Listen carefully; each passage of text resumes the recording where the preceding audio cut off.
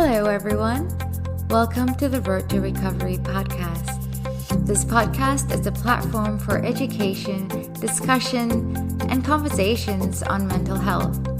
I'm your host, Amira Shah, and in this podcast, you'll get to know more about the therapeutic process, insight into life from the perspective of the psyche, and also join me in exploring current issues with other practitioners. I specialize in grief, but I'm always interested in learning about the human experience of the mind, heart, and spirit. So join me on this journey of in-depth learning about ourselves and the world we live in.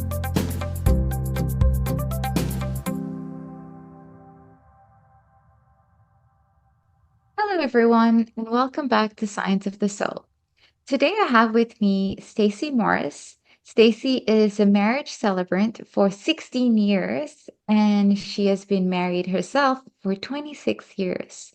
Stacey is also the occasional funeral celebrant, and I've had the privilege of getting to know her because she was my marriage celebrant. So thank you for joining me today, Stacey. Oh, thank you Welcome for to having Science of me. the Soul. Yeah, and can you just tell us a little bit about your journey towards, this career? Interesting. It's funny you should ask me that because I didn't go out seeking to become a marriage or funeral celebrant. I fell into it. I literally fell into it. When Chad and I got married, we chose the most beautiful marriage celebrant. Her name was Kate, but she fell pregnant and she was due to have her baby on our wedding day. So her mum became our celebrant, and her mum her name was Carol Asprey. She was one of the very first civil celebrants in Australia. She became a civil celebrant in 1974, and she was one of the pioneers, first generation of civil celebrants in Australia. So I was privileged to have her as our celebrant. And after marrying us, Carol married us, and then I found myself talking to her about becoming a celebrant. And then I found myself on her 4-day course, because back then it was only a 4-day course. Now it's a full, I think it's a Cert 4 or something now. And Oh, I found myself then marrying couples. It's funny. I just fell into it. It felt right for me to become a celebrant. I've always loved writing. So writing ceremonies has become quite easy and fun for me. It is not hard for me to do. I love doing it. I love learning about couples and then incorporating all their stories into a ceremony. And I've always loved ceremonies, I guess. I've always had a bit of a love of sociology and anthropology and ceremonies around the world. So being interested in marriages and funerals and celebrating marriages and celebrating lives and your lives in funerals is just feels right for me. So it's a funny thing when people ask me, how did I become a marriage celebrant? I sort of think, I don't know. I just fell into it. It just happened. It was an organic thing. And I'm so glad because it feels very right for me. It feels very right for me. It is not a job. It's not a business. It's just something I'm very, very lucky to get paid for. It's just a really yeah, special thing. So, yeah, the 16 lucrative years in. hobby. Pardon? Lucrative hobby. Absolutely. Absolutely. Yeah. Well, thank you for sharing that. So you've been a marriage celebrant for 16 years. So you Yeah. only decided to look into it 10 years after being married. Yeah. Oh, no, actually. No. No, no, no. I think, when did I become a celebrant? I became a celebrant in 2007. We were married in 2006. So we were actually together for 8 years before we became engaged and got married. So not married for 26 years, but I've been with Chad for 26 years. I should have clarified that. So yeah, we were married in 2006 and I became a celebrant in 2007. God, that's crazy when I think about that. Yeah. Wow. So you were so inspired by your own union that you're like, I'm going to spend the rest of my life uniting other people.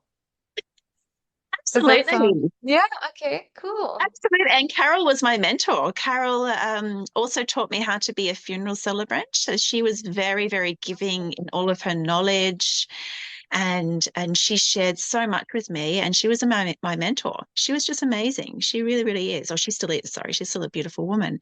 So yeah. And she was always about, a marriage or a celebration of life for funerals, and then marriages, they should be about the couple and the couple only. It's about them, their journey, where they've been, where they're going, what their hopes are for their future together. So, and with funerals, of course, it's a celebration of life. So she taught me how to, how to engage, ethically and nicely with families, so that I could get all the information I needed to write a really lovely and personal and unique celebration of life for their loved ones who have passed. So, yeah. And I remember when you were going through the process with us, and we had to answer all these questions about how we met and what we thought of each other separately.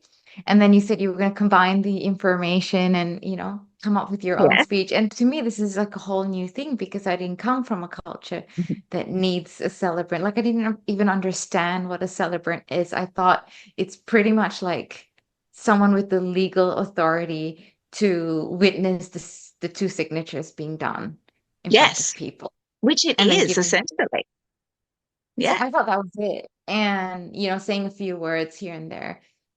A stranger, essentially. But like I had no idea. Like this is not normal in my culture. Well, I guess my background, it was just the priest generally, and he would some things from scripture, tell each other their responsibilities, make sure there are no objections, Yeah, seek the important. permission. Yeah, yeah, yeah. Seek the permission of the parents, especially for the girl from her father. And, okay, good. There you go. Do you have any gifts for each other? Dowry and all that. And then that's it. So there's no personalization, and there is it's not a thing to get to know the couple. So when I Mm. met you and there's this whole process, I was like, okay, what is this about? And I remember just thinking about, okay, if this is your process and you're collecting information from the both of us, and they're it's like an interview, individual interview, but written.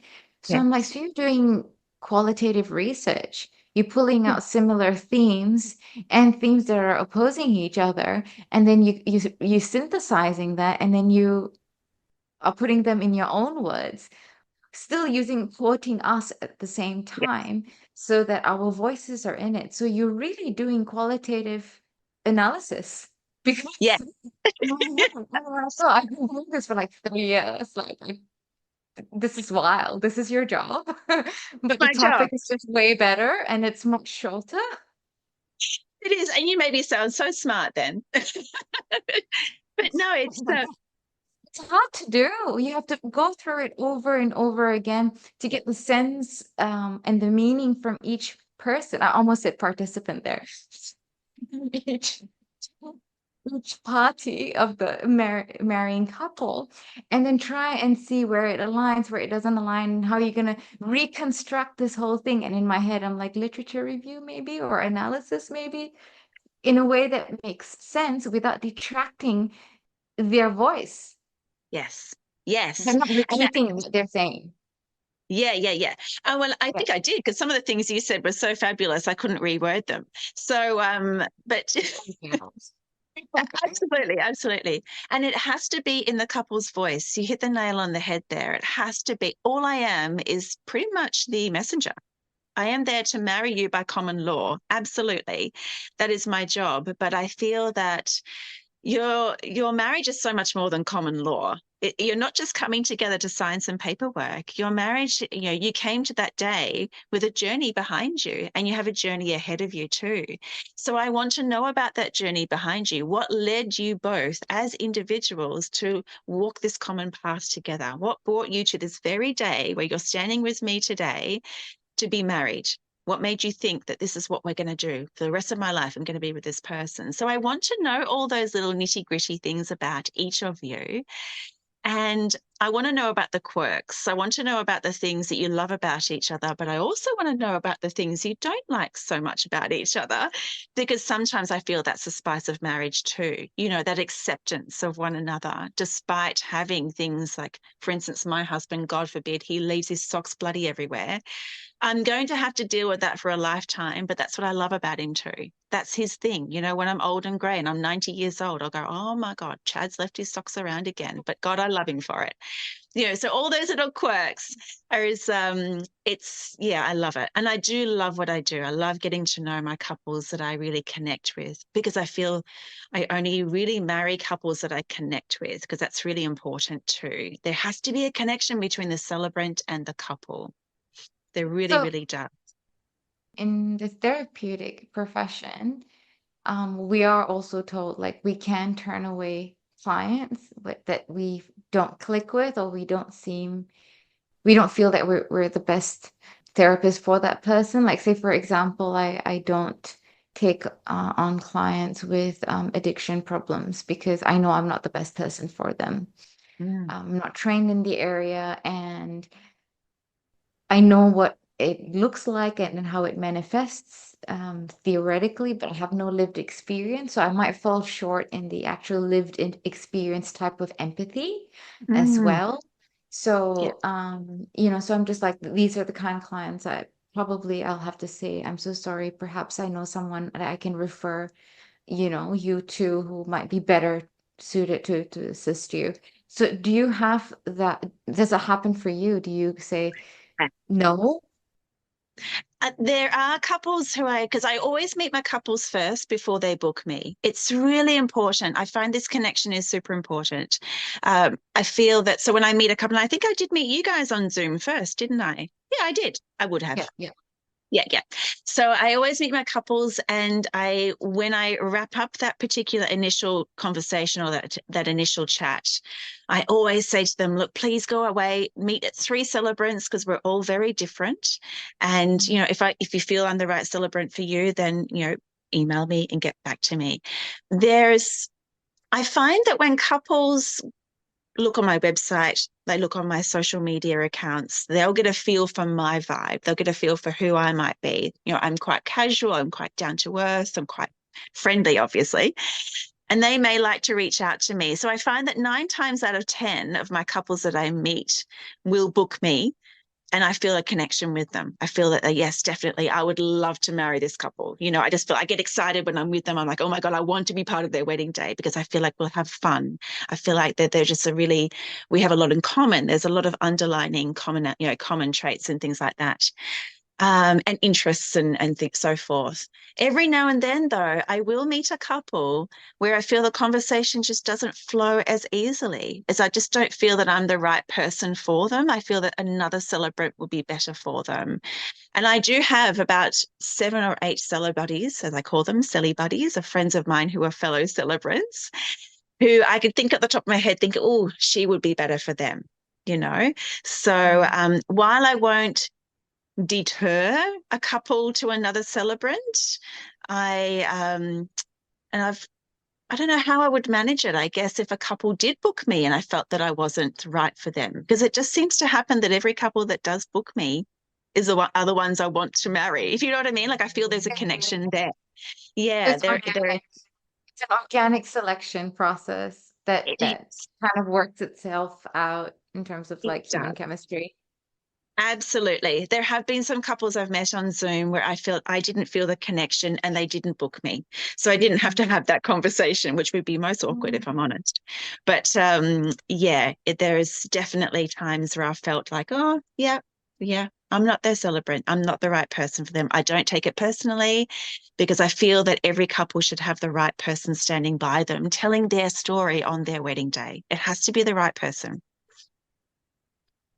And how is this different? How is your work different in when you're a celebrant for marriages compared to for funerals? Like, do you give the same questionnaire? Do you do the same interviews, or is there a different process? And how and why and when do people approach you? I know that's a lot of questions. I can repeat that. Blair, if you No, want. that's no trouble at all. No, it makes perfect sense.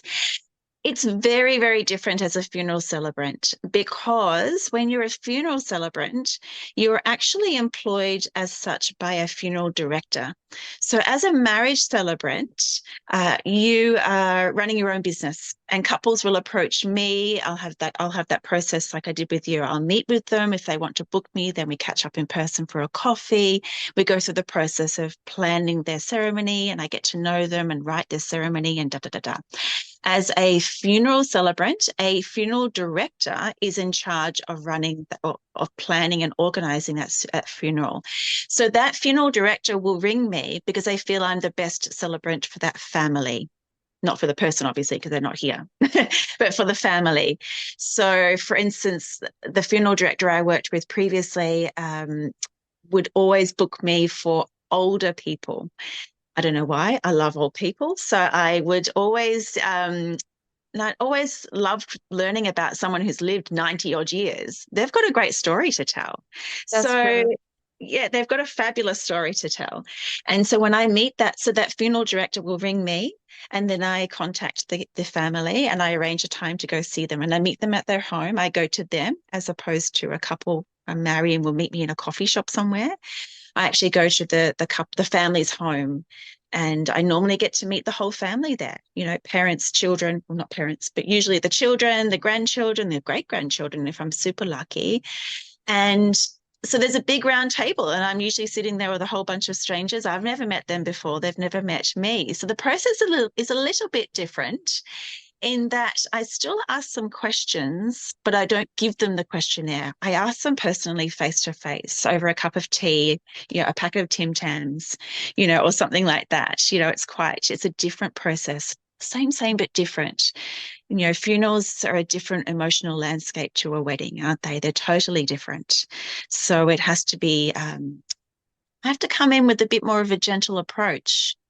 Whereas when I met you, I'm all about, oh my God, it's a wedding. We're all excited. We're all like high vibe. It's high energy. With a funeral, it's a lot more gentle. There's a lot more breathing space. There's a lot more pauses in between sentences and questions.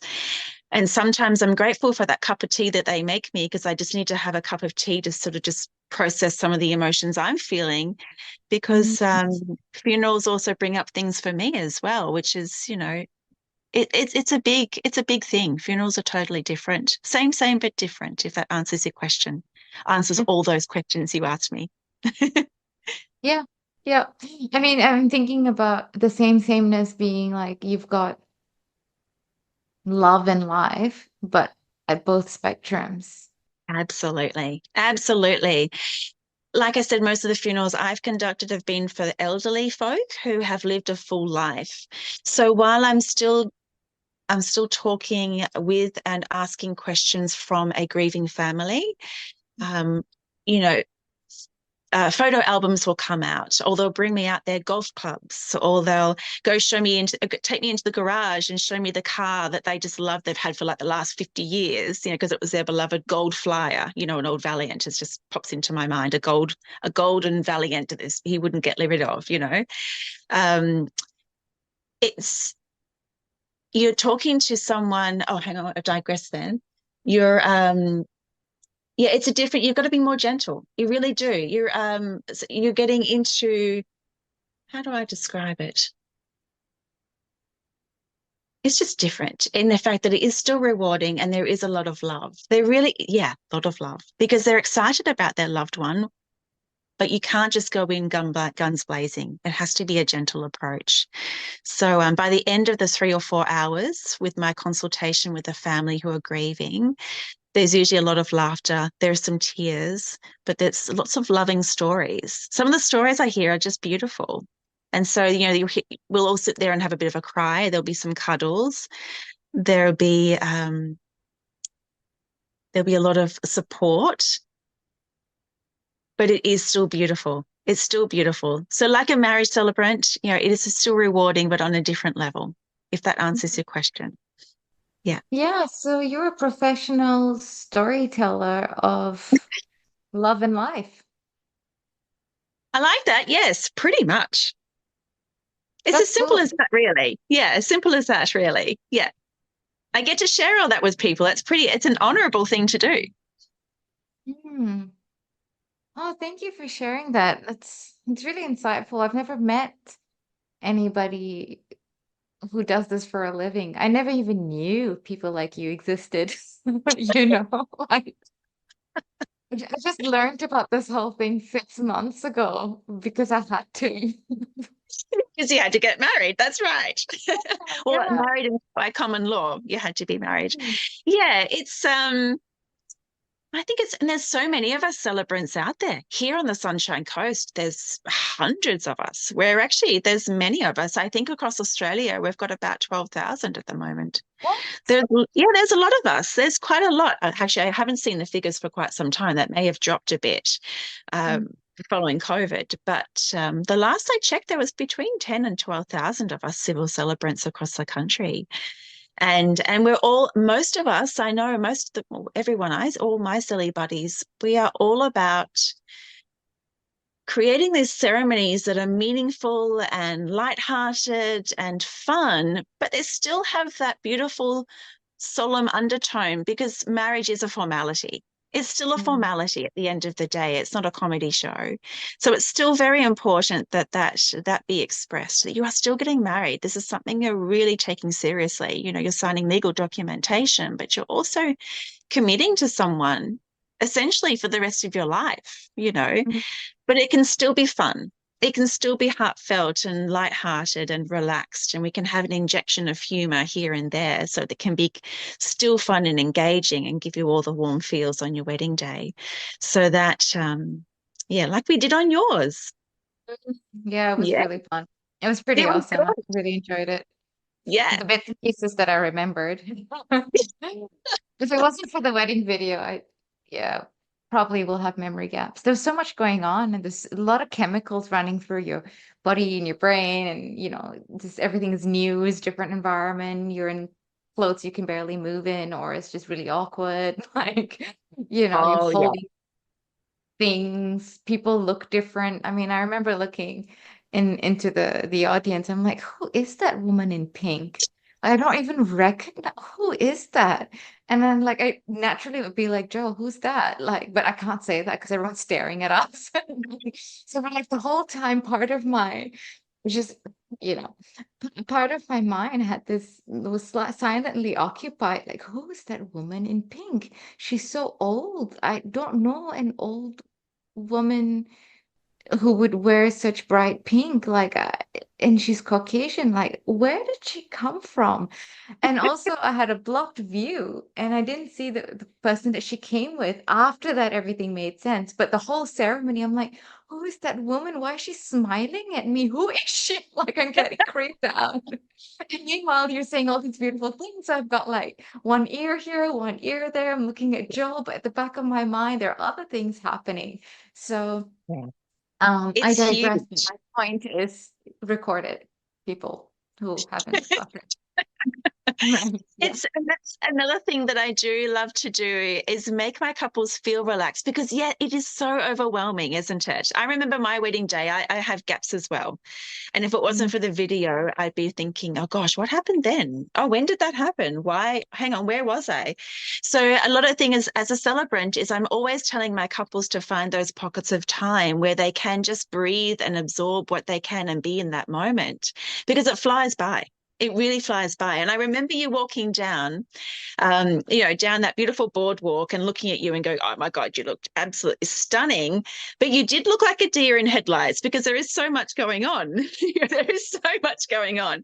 And that's why I chose a photographer that I chose for you, beautiful Cindy, because I've worked with Cindy so many times. And Cindy and I work together with the same purpose, and that is to make our couple relax and to feel comfortable enough to sit in that moment and absorb it all, which is super important. So you can recognize your audience. It's important.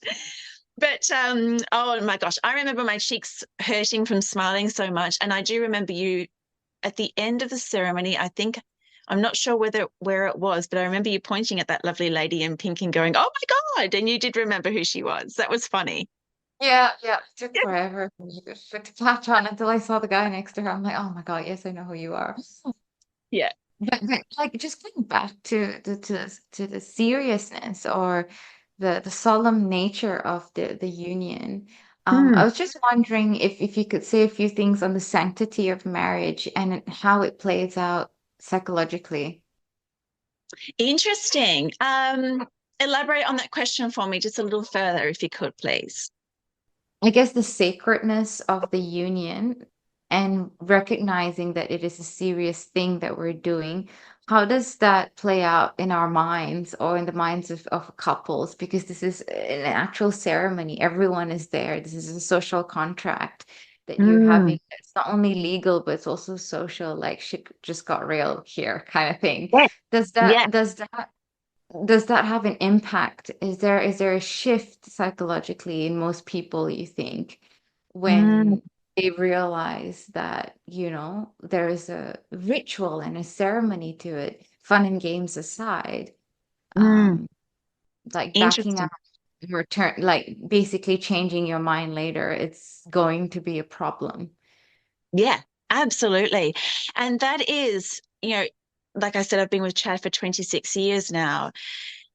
And this is so important. I'm so glad you asked this question because I've married hundreds and hundreds and hundreds of couples. And sometimes and I'll be honest, there have been times where I felt that they were just having a wedding. They weren't getting married. They weren't, you're talking about a social contract. It is very important that in front of all your family and friends that you're making this huge declaration of marrying this one person and spending the rest of your life with them and making these lifelong promises, these vows. But the seriousness of it is once the wedding day is finished, once the honeymoon is over, you know, you're in it then. You're in there. You're standing together. You're holding hands. The wedding dress is now in a box somewhere else. The suit's been hung up. The honeymoon's over. You've come back from Greece or wherever tropical island you came back with, and you now need to commit. And that's where I talk about the seriousness of marriage. It is so, so important that I try to explain to my couples as much as I can without being, too lectury, that marriage means you will change. You may come together as individuals and you're walking the same path, but you are going to evolve as individuals as well as a couple. And that evolution as individuals can be heartbreaking. It can be really heartbreaking. It can be soul breaking almost. You need to know that you're in this together as much as you're both going to change. So whether when some person's going through a really dark patch, the other person needs to lift their game and support that person as best they can. You can't just give up. You can't just get divorced. And that's where I feel that it is a sacred thing. This is what you're doing. It's serious. So as much as we're having fun on your wedding day and we're laughing and everyone looks beautiful and everything like that, the next step is huge. It's another 30, 40, maybe 50 years or 60 years of your life. Most of us are getting married in our 30s these days. So it's, 60 years of our lives. Um, are you willing to take that step with that one person only, as you have children, as you become parents together, as you go through different stages of your lives? Because we do, like I said, evolve as individuals. And are you prepared to change with your partner and accept your partner's change as well? So, and I've experienced that in my own relationship, in my own marriage.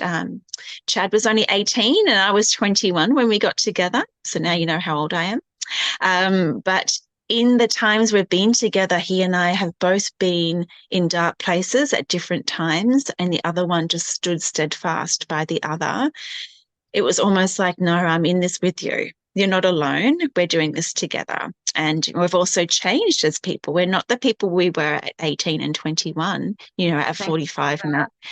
you. We're different people. Yeah, we're still essentially ourselves. Don't get me wrong. We're, you are who you are. But we've changed. Like some things have changed, and even physically, we've both changed. I've had babies. I'm not what I was, a spring chicken when I was 21. We've both physically changed too, and that's another thing. We're not always going to be young and beautiful. We're going to grow together. I've got grey hair. Chad's fully grey now, and I still love him to bits. There's all those bits. So that's what I'm talking about with marriage being a solemn and very serious thing. on your wedding day, when you make those promises, are you ready to commit to those? Are you ready to really take hold of those promises and be serious about it? Because, what you're engaging in now, what you're undertaking now is super important.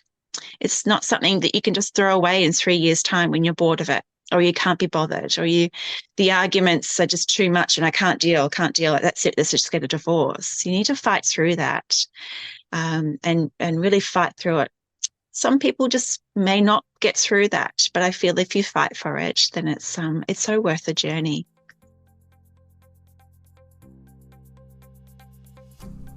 Hey guys, thank you so much for tuning in to Signs of the Soul. This is a short interruption to let you know that if you or someone you know are in need of more support, you can find me at Road to Recovery on my Facebook page, my Instagram, or my website at aroadtorecovery.org. I hope you've enjoyed listening so far, and now let's get back to the podcast.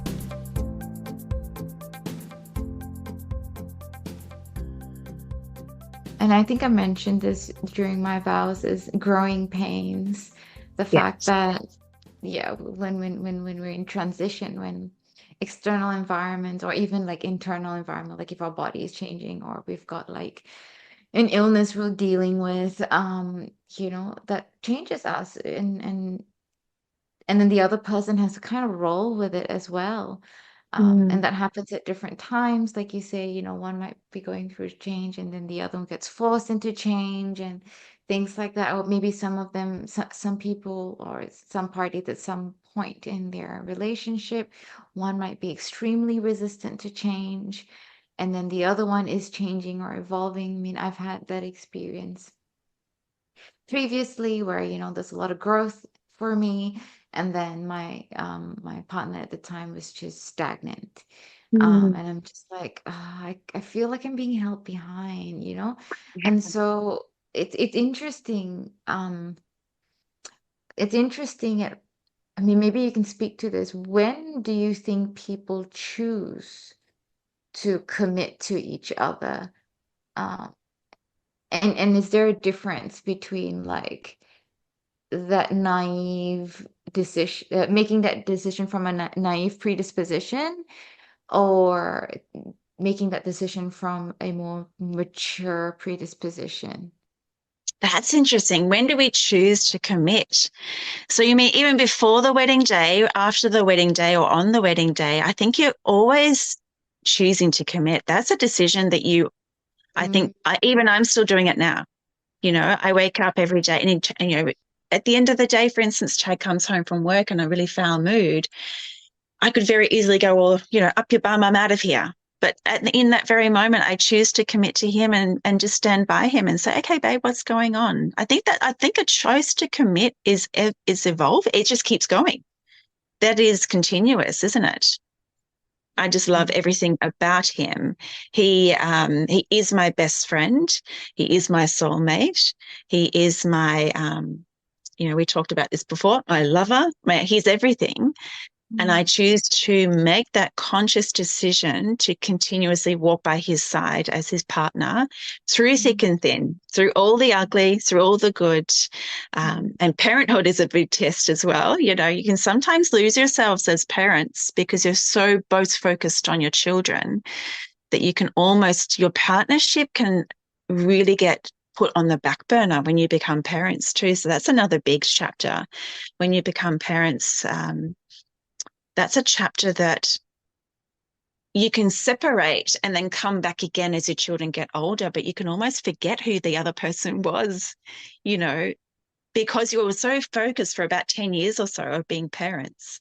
And then when you come back together again, and my husband and I did this recently, now that our girls are 13 and 16, Chad and I were sitting on the couch and he looked at me and we had a packet of peanut M&Ms between us and we were watching a horror movie because that's what you do on a Friday night. And he looked at me and he goes, oh, hello, Stace. That's right. That's who you are. I forgot who you are for a while there. And we had a bit of a chuckle because that's a big thing. You can lose yourselves in parenthood or in your jobs even. Some people can get so absorbed in their own careers.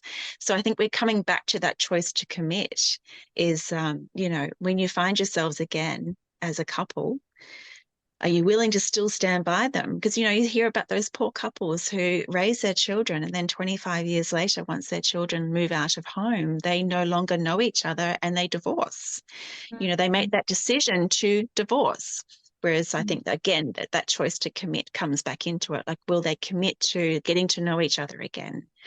So, and, continuing on with their relationship with each other. So, yeah, I think that choice to commit is a continuous one.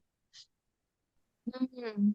And just thinking about, I guess, the choice to commit to somebody on a daily basis, and which can be very challenging given situations, and like I'm right now, I'm not even going to touch on the topic of like domestic violence. Yeah, We're just going to talk about non-DV relationships and sure. marriages.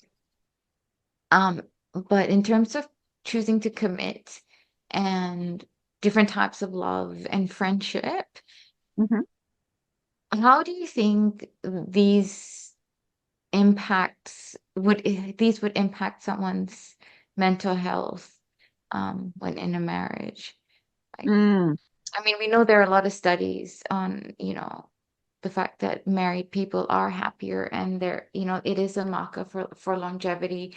The longest happiness study was a longitudinal study, is a longitudinal study that started in the 30s. And it was right now the fourth director running the program or the study is Robert Waldinger. mhm. And he basically they were looking at the kids of the first batch of the Yeah. study from the 30s, and they would all be boomers right now. And the top two determinants of longevity is health and relationships, community, love.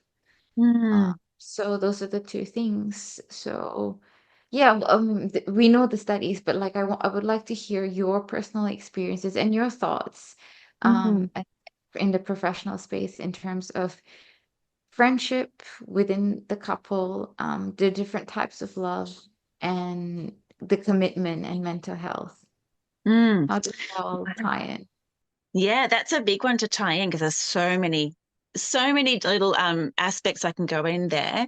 I think friendship, and I was talking about this with a grandmother of a bride only 2 weekends ago at a wedding. How funny you should ask. I asked her, I was walking, as I met her with the bride and I walked her back to her seat before the ceremony started. And her husband had passed. And I said, what was your secret? What was your secret to your marriage then? They were married 60 something years, I think. She just said straight up friendship.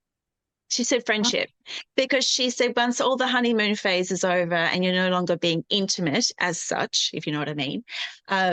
She said there's nothing more special than walking, down the street, holding hands with your best friend. She said friendship is the basis of a fantastic relationship because you can just either sit together in comfortable silence, or you can have a really nice, easygoing conversation, but your best friend, is always just going to be there. So friendship was important to her. And I tend to agree. Chad and I started off as friends. Apparently he had a bit of a crush on me, but I was like, oh my God, you're only 18. I'm not going to get with you. When you're 21, an 18-year-old is far too young. So we started off as friends. And I remember laughing with him heaps and watching movies with him and stuff and thinking, oh, he's such a cute guy. Then now we're still doing that.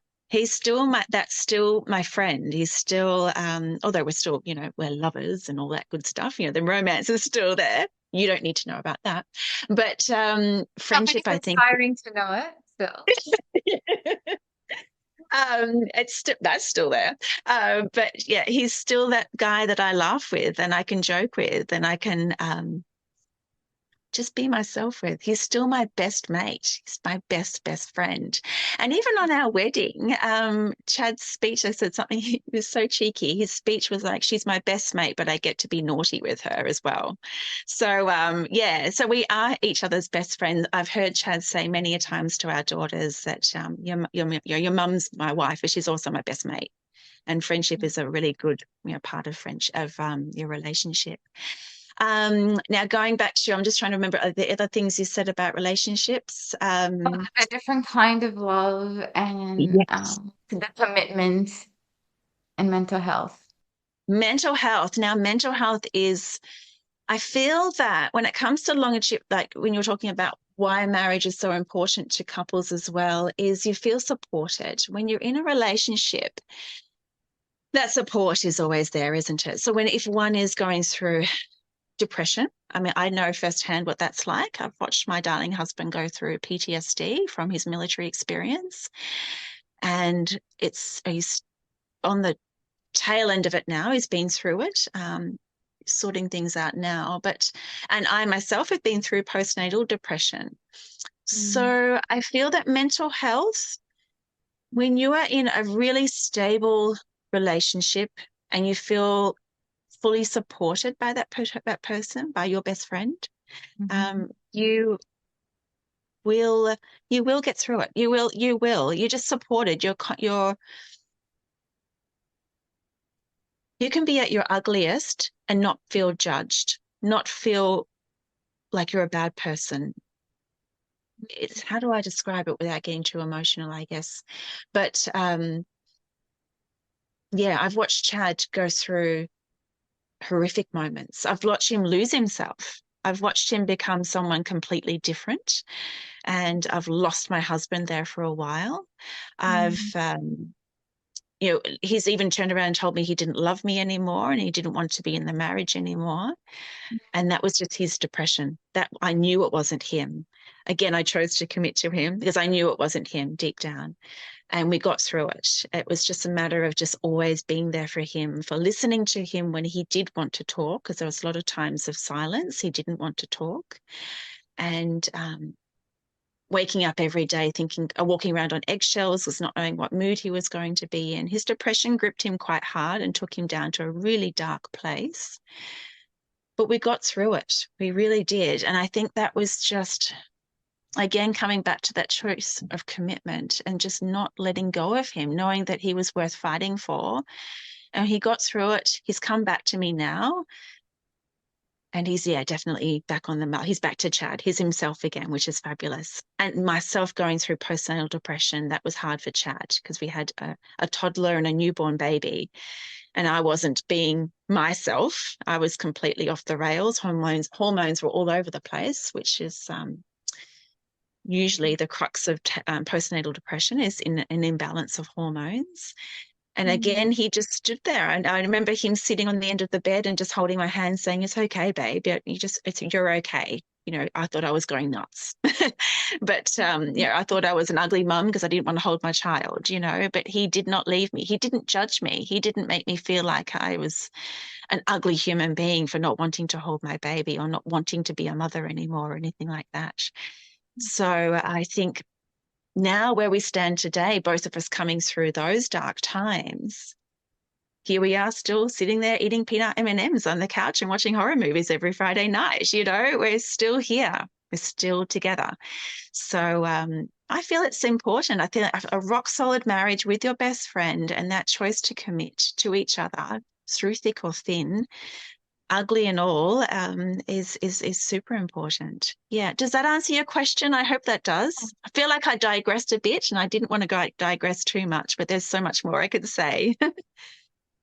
No, but to be honest, I mean, it's very cohesive and coherent what you've just shared. I mean, to me, it sounds like, and tell me if I'm a bit off or not. Um, y- I guess the foundation is the friendship, and that's where it begins. And the continuation is based on the commitment, Yes. and that it falls heavier on the person who is who is not struggling with mental Yes. health, or basically not going through stress or mental health It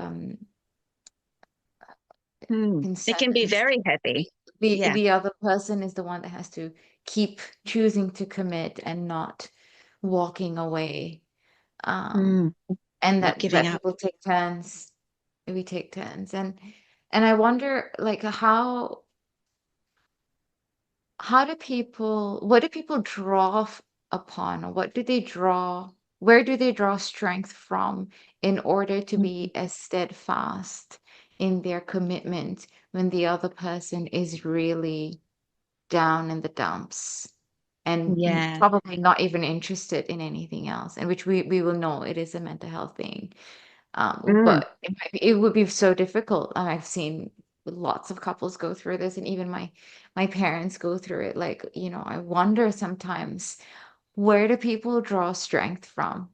The one Mm. that has to be so-called, not so-called, actually be strong. Like, Yeah, yeah, yeah, absolutely. I think at the crux of it, and it's going to sound cliche, you can laugh at me all you like, but I think it is just love. You love that person, and I think you can look deep within them and know that they're still there, that they're just okay. going through a bad patch. They're still there, and that's what I mean. You can look right in there and that you love them, and you just want to support them and bring them out of it because they're just going through a really, really shit time, and and mental health, as a depression and anxiety can be debilitating. It can just really overwhelm you to a point where you can just completely lose yourself. And I feel that if you're the other person looking in, you know that that person that you love so much is still in there.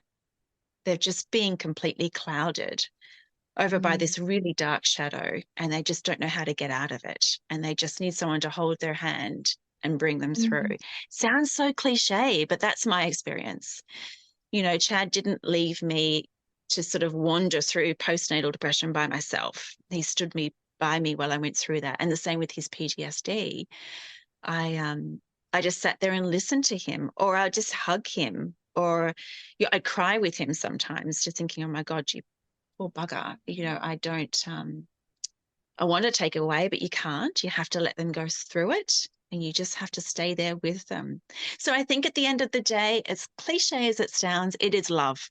It really is that love. You love that person enough that even when you're seeing them at their absolute ugliest or at their absolute saddest, even when they're telling you they don't love you, damn well it's within yourself, that's not true. They're just saying that to push you away because it's easier for them to deal with what they're going through.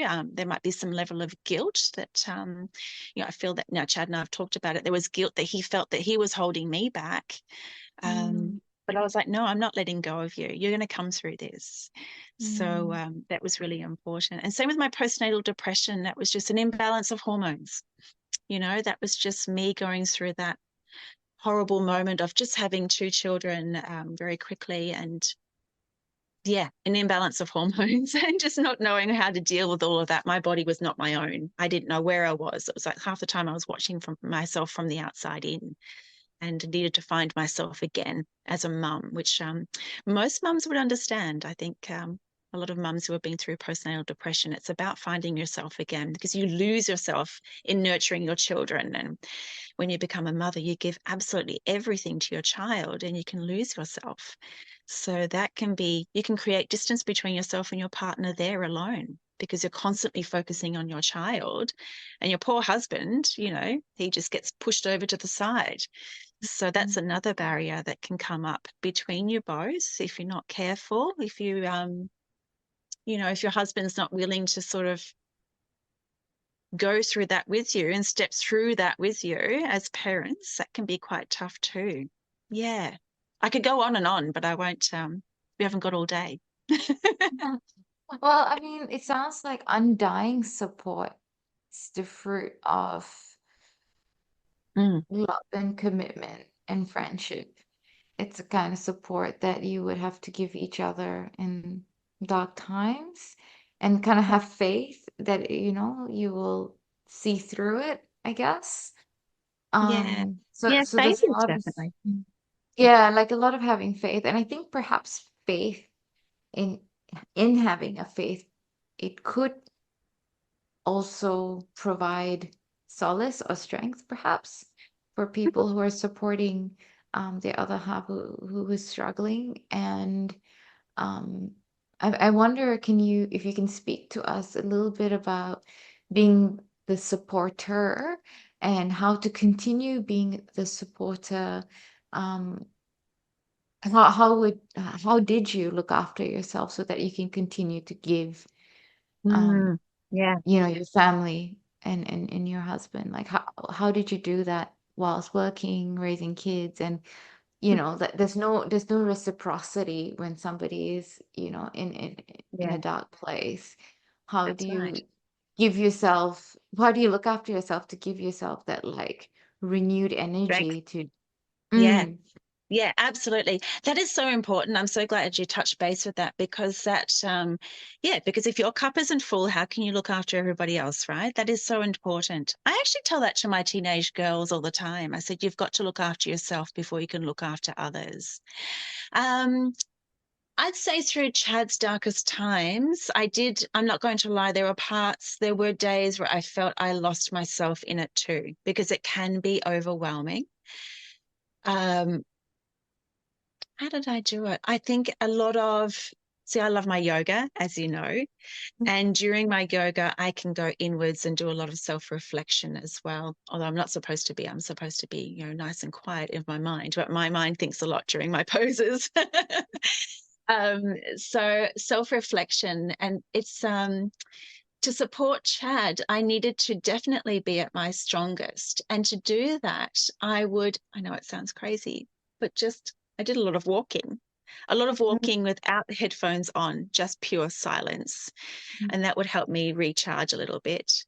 I would also obviously learn about what was going on. Being ex-military myself, I also had that understanding. We've lost a lot of friends to suicide, sadly mm, from PTSD. We know a lot of Army commandos as well. Um, so I already had a great level of understanding of PTSD, although I haven't been through it myself. I've seen a lot of people go through military PTSD anyway. mm, So some of my strengths came from that knowledge, having knowledge of it as well, and having an understanding and that compassion from, for instance, Chad's PTSD came from an incident that occurred where I was actually part of as well. We were both on the same ship that something happened and some people were killed. So I was actually there that day with him. So that's how I was able to support him. So I did draw some strength from it from there as well, being able to support him there from knowledge of what actually happened and being there myself.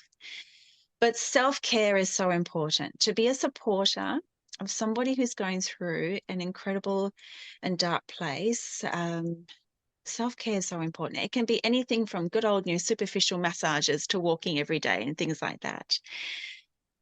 But also finding someone to support me. I had to find somebody else to talk to. And that at the time was hard because I felt very alone as far as that goes. So I did talk to my mum a little bit about it as well, just sort of opening up about how he was feeling. And she would just listen to me. So it felt like I was taking that burden away from myself, thinking, okay, this is not abnormal. It's okay. But also, what else did I do during that time? Talking to my brother. I'm very close to my brother. I talked to him a little bit about it. Just trying to think now what I did for myself. And that is really bad because I should know this. mm. Because self-care is important, isn't it, Mira? When we're the supporters, we need to have our cups full. Caregiver, yeah. Otherwise, you'll get caregiver fatigue or compassion fatigue, Yeah, and you yeah, yeah, stop. yeah. Not you. Suddenly, you've just dried out. You can't feel empathy for the person anymore, and you just walk away.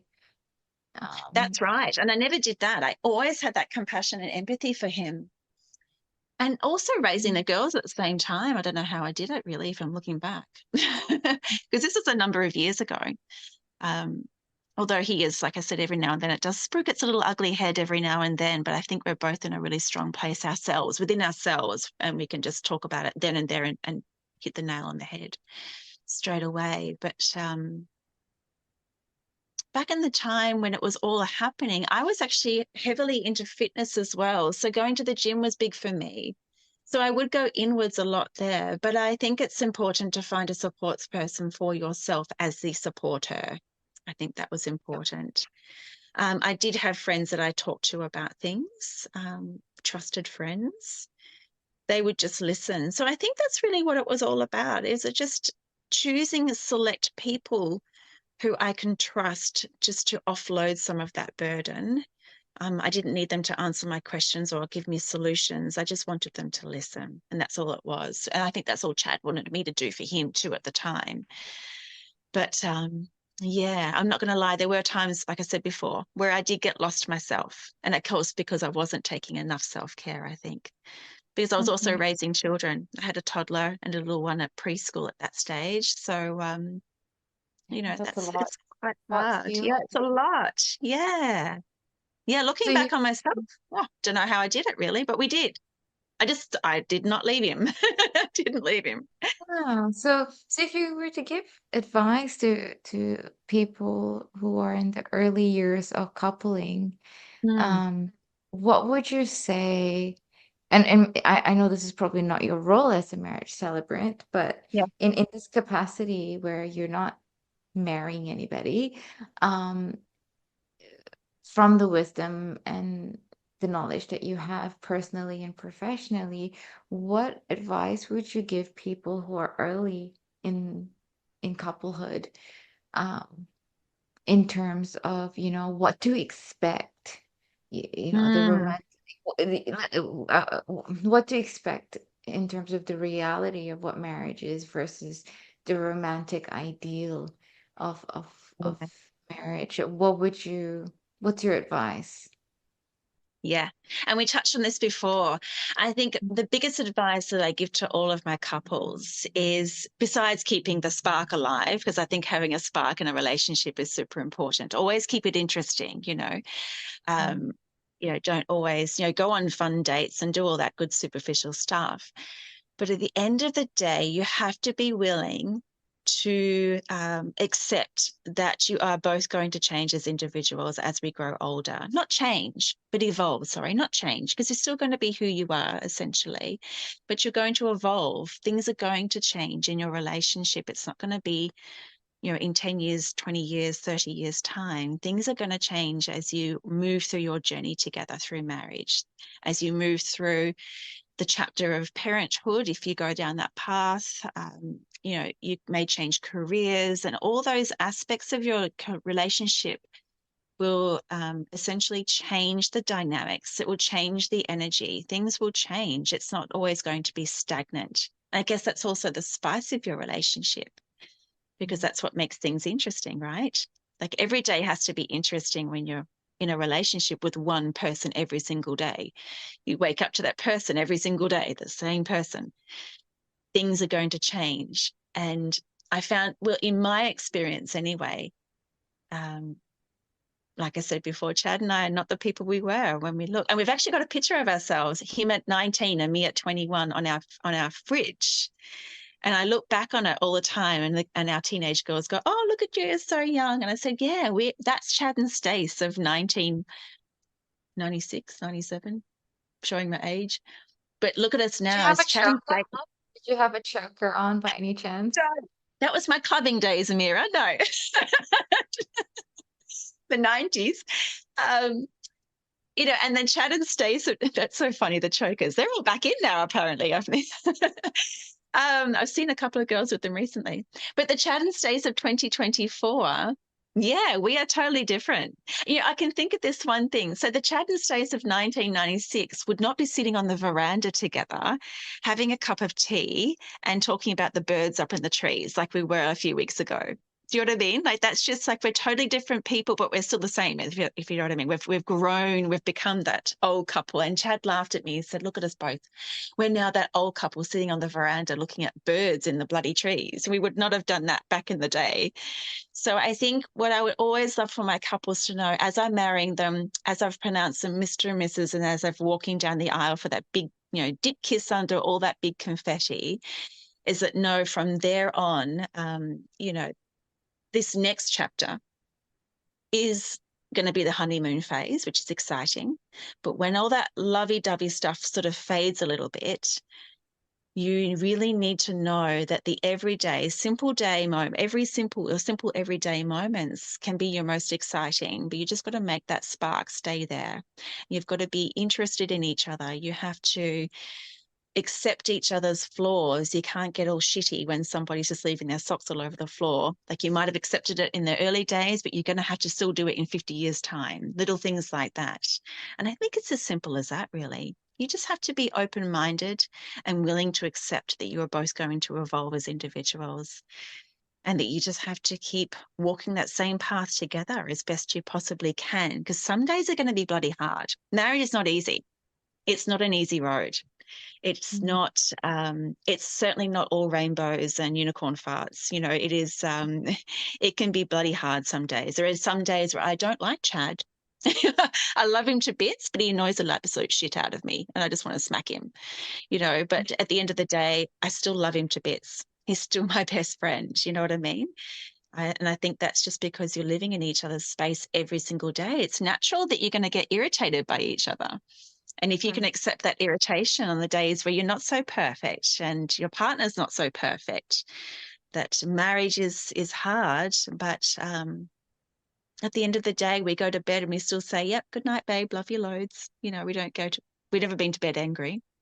No, I don't think we've ever done that, because we're both very open with our emotions mostly. If the other one annoys the other, then we'll say it. It just comes out, as ugly as it is. And It's so, okay, important. I'm gonna try and summarize some of Yeah, you go the for it. key points. So there is expecting evolution, Definitely. accepting pet peeves. Yes. Um, so it's managing expectations, acceptance, Yes. commitment, friendship, and honesty. Being being Oh able gosh. to feel safe enough though to express what you need to express, because like oftentimes whether it's because of the relationship or a hang up from previous relationships or childhood, people might not feel particularly safe Mm, to speak up and be honest. And I think that's where a lot of relationships kind of fall apart. Any relationship really is the lack mm, of communication or the lack of the reciprocity of healthy and honest and open communication. And mm, when we don't have that, I think people start to build resentment, contempt, mhm, all these negative things. Because if you don't voice out your emotion or your thoughts, then you don't give that an opportunity to your perspective to have an opportunity to be corrected, if it needs to mm. be corrected or not. Maybe it doesn't need to be corrected, but our thoughts are heavily colored by our emotions, heavily. Yes. um and we have all these overlay and our own subjective experiences and things like that, which is why meditation is so important, because it Mm, allows us to have a well, certain types of magic meditation, like introspective and contemplative. It allows us to form new perspectives on old situations and memories and patterns.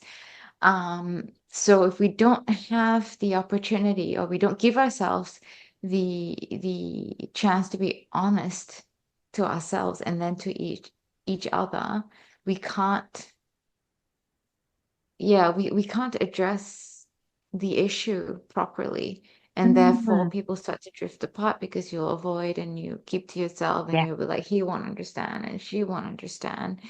And it may be that one person is more forthcoming than the other as well. So you're also looking at like both parties need, so both parties need to be aware of the fact that whether or not they're creating a safe environment for the other half to be able to speak their mind. Yes. And Yes. how we do that Communication. is self-care. Trying to Yeah. connect No. all the Yeah. points That's of our right. Yeah. conversation here. Okay. I know, because it's huge. Communication is absolute key. I can't even believe I didn't even say that. But yeah, communication is important. And of course, honesty and trust. And it's interesting that you raised that, another thing, another aspect of marriage too, is when you have two individuals coming together, they're bringing their pasts with them. So they're bringing through their childhood concerns, issues, traumas, whatever they're bringing through.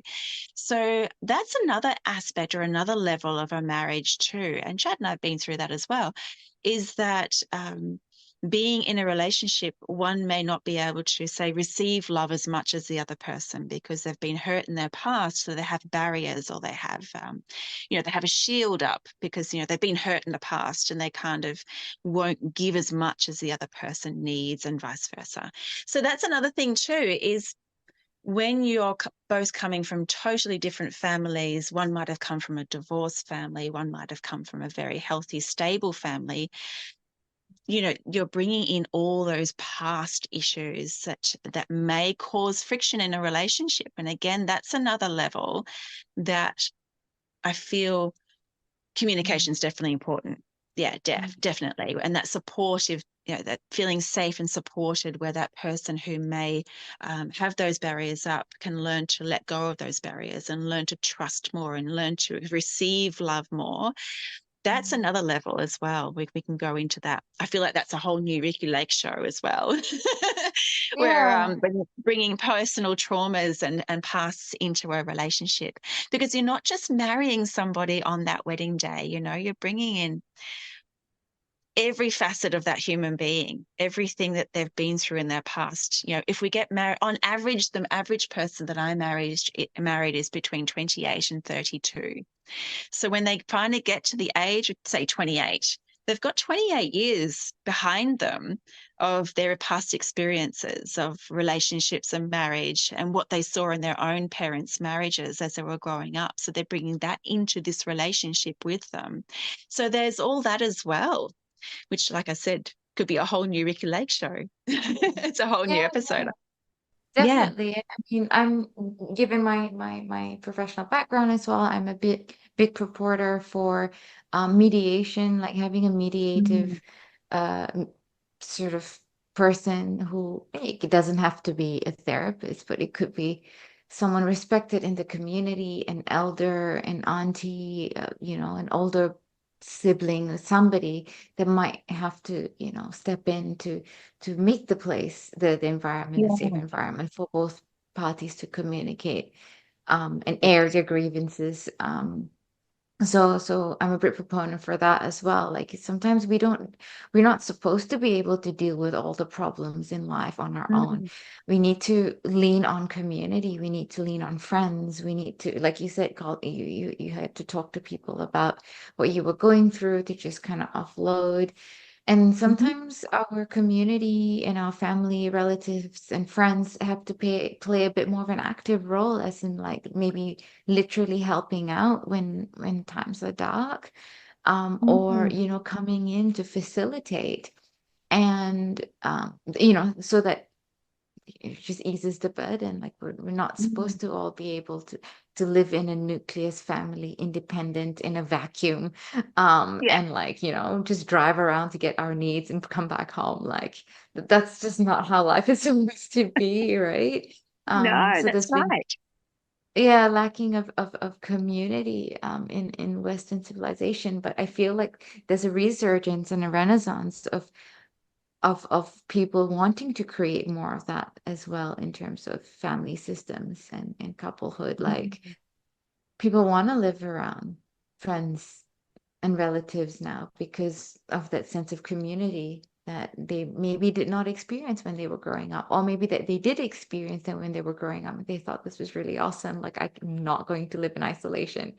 Let me associate or locate myself closer to other people who can support me and in my the new chapter in my life. And I also think about when you're talking about people get married between 28 to 32 these days. I think about how that's quite different from when maybe a relationship like yourself and Chad's, um there are lots of couples that get together really early in life, and so they grew up together, Yeah. knowing like, not they don't know a life without each other, or an Yeah. adult life without each other. So I have a friend who's been married forever. She's, yeah, about 10 years older than me, but she's been married for like forever. Like, for him, she was the first in his life, first woman Oh, and last wow. woman. And she had one like kind of high school boyfriend, like very innocent, for a few months or a year before she met him. And then that's it. The rest is Hmm. history. And so she was like, I don't know life without him. I just don't, Yeah. I don't know what it looks like. And whereas people who get together later in life, we we have an understanding and a conception and lived experience of what my life is like before this other person, what my life is like now. And when things get really difficult and unhelpful, or not unhelpful, sorry, unhealthy, we're like, Mm. I don't have to be here. Life was actually fine, so I'm gonna go. Because Mm. so I'm just wondering, like, what, in your Yeah. opinion, um, what's the Interesting. difference getting together later in life and earlier in life? Does it make us wiser, you think, or does it make us less wise? I mean, are there any Right. conclusions? What have you noticed? Yeah, that's really, I wish I could get Chad in here now and get him to answer that question and see what he says, because he was only 18.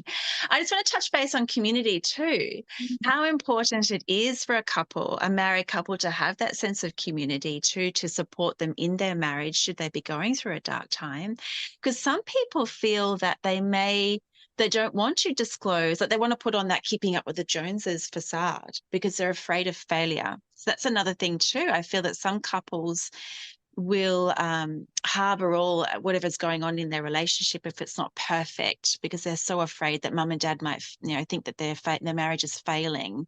That's another thing that I just wanted to raise when you're talking about community, that I feel that community for a couple would be so important for them to feel supported, that if they are having any difficulties in their relationship, that they can openly discuss concerns that they're having within their marriage. That would be so powerful for a couple to strengthen their marriage if they could find that beautiful community around them.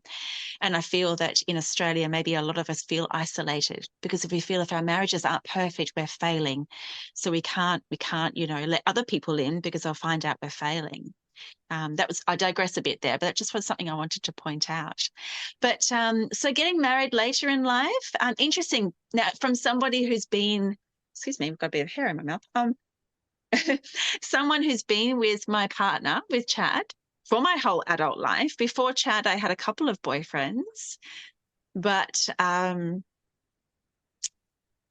from my experience, I don't know any different. Like you said, your friend doesn't know any different. We've been with our partners for our whole adult life. Now, I have married some couples, high school sweethearts, who have been together since they were 14, 15 years of age. So when I marry them, they're 28, 29, they're in their late 20s, and they've been together since teenage years.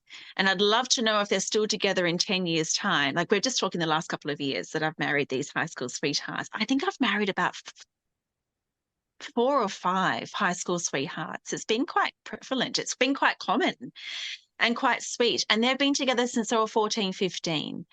Now, their stories are all the same. They don't know life without that person, because being with that person feels so right. It feels so natural. They feel like they're just meant to be together, and life is just easy. It just happens naturally and organically, and they've just ridden the ebbs and flows of their relationships together without even thinking second thought. They've just done that. Couples who have been together for the last couple of years, or maybe 2 or 3 years before they get married, well, it's not for me to judge either, because I don't know the real inserts or the inside of a relationship. I only see what they want to project and show me, don't they? So when couples getting married later on after having relationships beforehand, I guess they know what they want and what they don't want after being through all of those relationships beforehand, whereas opposed to somebody like myself or those high school sweethearts. actually, Chad had two girlfriends before me, high school girlfriends, but otherwise I was his first serious girlfriend. Like I said, he was only 18, 19 when we got together. I had a couple of boyfriends before Chad who definitely showed me what I didn't want in a relationship. Yeah, they definitely showed me. And going back to one was very boring. You made me laugh when we were talking about it earlier. One was boring. He just wanted to get married and have kids. I was like, what? No, I want to travel. I want to do this. You're holding me back, bro. You're gone. Yeah, I don't want to know. Another one was the complete opposite. He was South American and completely adventurous and scared the absolute shit out of me. So I didn't want that either. I knew that was way too, well, hold back, buddy. You're too much. So, yeah, I knew what I wanted when I met Chad. So that's interesting. So I guess that's the difference. I guess that people who have been together since day dot, maybe that's just life for them. They're happy in that nice, comfortable, safe space. It feels right for them. Created together and it's long-standing, and instinctually they just feel right. Yeah. Whereas couples who have been together a bit older, they've been through those ebbs and flows of different relationships where they realize that is not what I want, or maybe I'd like a bit of that, but maybe less of this, or something like that. So when they do find their partner they're marrying on the day, that person essentially has all the qualities that they like and all those other people that they didn't like, and now they're happy, if that makes sense. That's my experience, or what I feel is right anyway. Oh, thank you so much for lending all this insight, and taking time out of your Friday to talk with me about all these different topics and talking about work, I guess, for you, which isn't really work, as you've said. Not But I work. really It's not. appreciate it. No, thank you. Thank you. It's good to catch up with you and see you, especially as, it's so lovely to keep in touch with all of my beautiful brides. So it's so nice. So thank you. Yeah, no, you're welcome. I mean, I've always been, ever since I knew about you guys, you people, the Sellies, I've always just been curious. I'm like, I need to talk to her. I need to find out a little bit more about what A, this profession is about, and B, what is the wisdom that you can share with us from lived experience and professional experience. So thank you very much, No, Stacey. thank you. It's lovely chatting with you. Thanks so much. And so if people want to find you or engage in your services, how would they go about doing that? Well, they can simply jump on my website if they wanted to. Do you want me to say what my website is?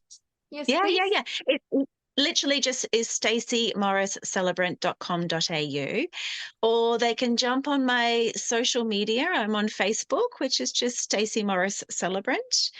And then on Instagram, I am Sunny Coast Celebrant _ in between each word.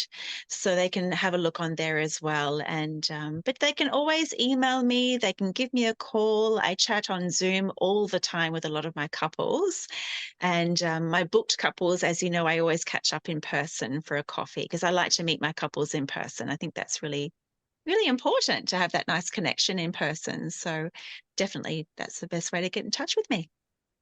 And I guess for some of the listeners, and I know this is not your direct route for being a funeral celebrant, but if someone wanted to engage your services for a funeral, would they be able to reach out to you in the same way directly, or would they have to go through a funeral director? No, they can definitely contact me directly if they wanted to. Like I said, funeral directors have their favorites and they have particular celebrants on their books. But I have had people contact me directly because they know of me or they've seen me at another funeral funeral service, and they wanted me to be part of their families or their loved ones' service. So yeah, you can definitely get in touch with me directly. Okay, great. And so for people who didn't catch that, I'll also list your services in the description of the podcast. And I hope we get to catch up again sometime soon, maybe in person in the future. Oh, I hope so too. Go do a yoga class together. Oh, yeah, definitely. That'll be so fun. Well, thank you. Thank you again. And thank you, everyone, for listening and joining us in this conversation. Bye. Thank you. Bye.